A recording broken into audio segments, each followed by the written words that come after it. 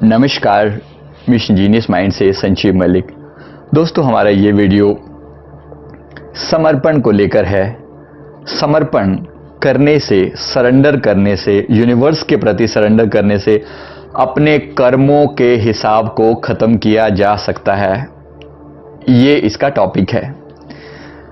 बहुत से लोगों ने ये सवाल किया है कि आखिर ये आवागमन खत्म कैसे होगा, ये आने जाने का जो ये सिलसिला है ये खत्म कैसे होगा, कैसे मैं इस संसार में से बाहर हो जाऊं और यहां मुझे जबरदस्ती ना भेजा जाए, उसके लिए मैं क्या करूं।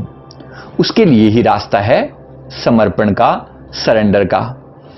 ये जो हमारा पुराना हिसाब किताब है, कार्मिक अकाउंट्स हैं, जो लेने और देने के हमारे संबंध हैं लोगों के साथ, यही चीज हमें बार बार संसार में लेकर आती है।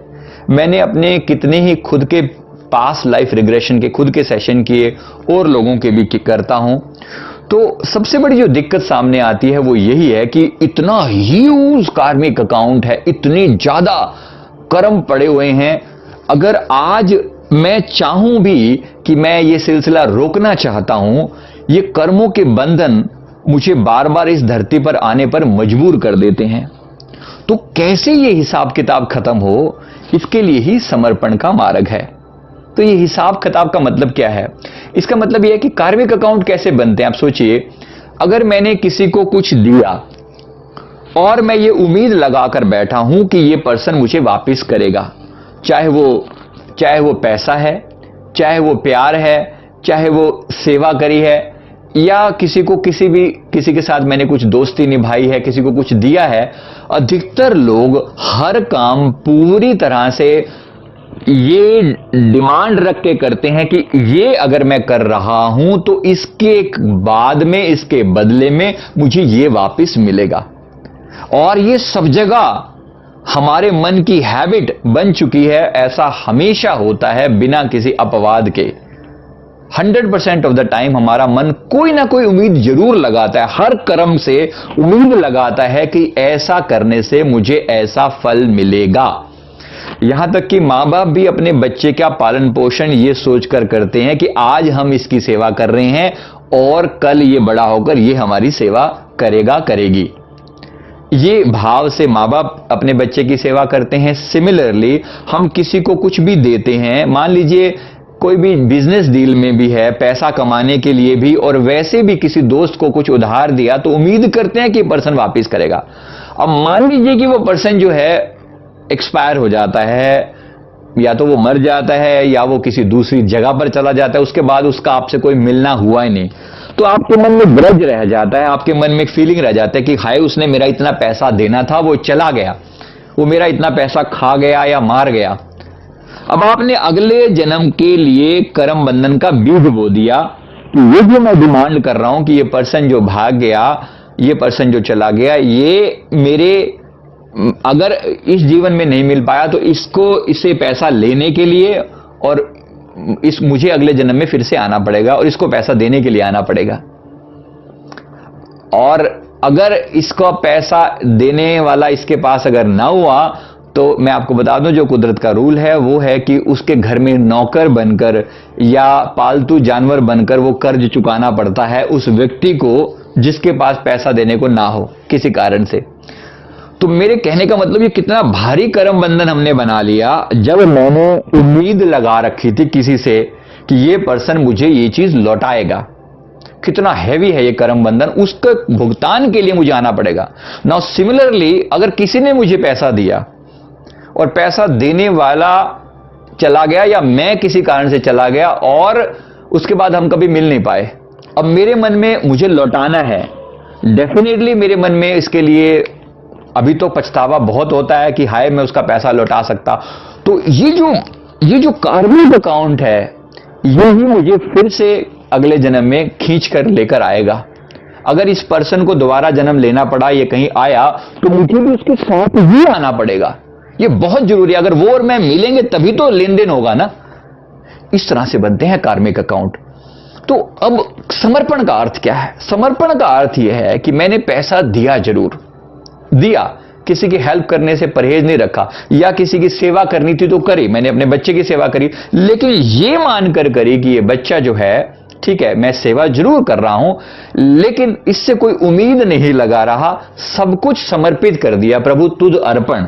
मतलब मैंने ब्रह्मांड को कहा, यूनिवर्स को, परमात्मा को, अपने इष्ट को, भगवान को ये कहा, हे प्रभु आपके समर्पित, मैं जरूर सेवा कर रहा हूं लेकिन ये मैं कोई उम्मीद नहीं करता कि ये मेरी सेवा वापस करेगा, मेरी सेवा को आप स्वीकार करना। Universe is the final entity, कि मैं जो इसके साथ कर रहा हूं केवल वो तो जानता है, बस उसी को आप यूनिवर्स, ब्रह्मांड, परमात्मा कुछ भी कह लो।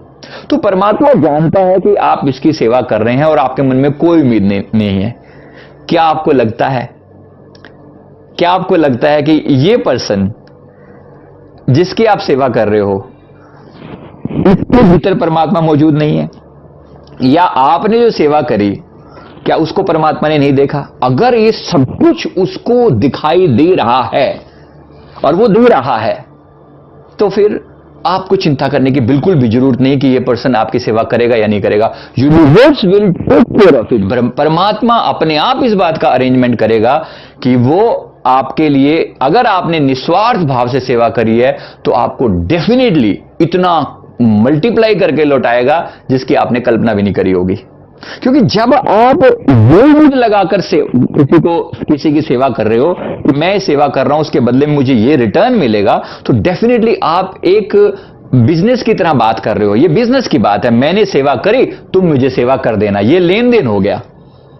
ठीक है, इस लेन देन का तो जितना मैंने किया उतना ही मुझे वापस मिलेगा, थोड़ा ब्याज मिल जाएगा, सो व्हाट। लेकिन अगर यही बात मैंने बिल्कुल निस्वार्थ भाव से करी तो क्या परमात्मा नहीं देख रहा?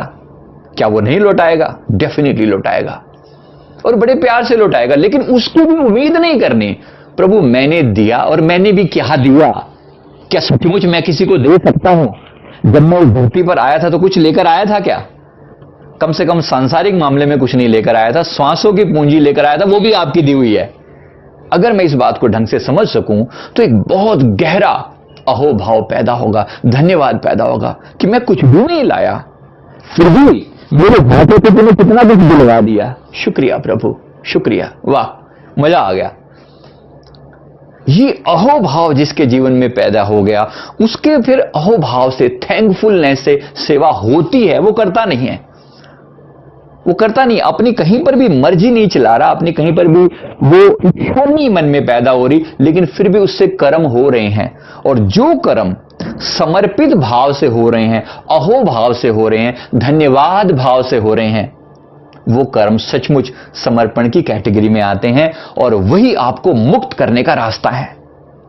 अब सोचिए, अगर मैंने किसी की सेवा करी और उससे कोई उम्मीद नहीं लगाई, अब मेरा तो बंधन कट गया, मेरी तो लायबिलिटी खत्म होगी ना, मैंने किया और खत्म। सिमिलरली अगर मैंने किसी को पैसा दिया और खत्म, अकार्मिक अकाउंट बंद कर दिया, मैंने तो दे दिया, अब ऐसा मैं अपने तरीके से मैंने परमात्मा को समर्पित कर दिया, इसका मतलब ये बिल्कुल भी नहीं है मैं उसको एक दो बार रिमाइंड भी करवाऊंगा, इसका मतलब ये नहीं है कि मैं उसको पैसा ले ही नहीं रहा हूं, लेकिन कोई उम्मीद नहीं लगाई दिल से कि ये दे देगा। अगर दे दे तो धन्यवाद का भाव, शुक्रिया कि आपने दिया। ठीक है, इस बात को समझ लेंगे तो कार्मिक अकाउंट बड़ी गहराई से कट जाएंगे और समर्पण की असल चीज को हम समझ पाएंगे, तो आगे से अगले जन्म की बीज जो बोने का जो प्रोसेस था वो खत्म हो गया। तो कर्मों का ये सिलसिला समझना और इसको धीरे धीरे करके इससे मुक्त होना, ये जो नए कर्म न क्रिएट करना, वो एक मेजर बात है, लेकिन पुराने कर्मों का हिसाब किताब पूरा करना जरूर है। उसके लिए क्या किया जाए? उसके लिए ही अपने अवचेतन मन के अंदर गहरी डुबकी मारी जाए, जिसके लिए मैं 2 ध्यान आपको रेकमेंड करता हूं, थर्ड आई मेडिटेशन और अंतर यात्रा ध्यान। इन दोनों के लिंक नीचे दिए हुए हैं, आप इन ध्यान को करेंगे। अपने भीतर के अंतर आकाश में कर्मों का पूरा लेखा जोखा पड़ा हुआ है। इस लेखे जोखे को, यानी कि मेरे जो आगे के जो कर्मों का कलेक्शन है जिसके कारण मेरे अगले जन्म होंगे, हो सकते हैं, उस कर्मों का लेखा अभी क्लियर किया जा सकता है, उनको एक्सेस किया जा सकता है। इसी को नाम दिया जाता है आकाशिक रिकॉर्ड्स का। अगर आपने नहीं सुना तो इस टर्म को नोट कर लीजिए।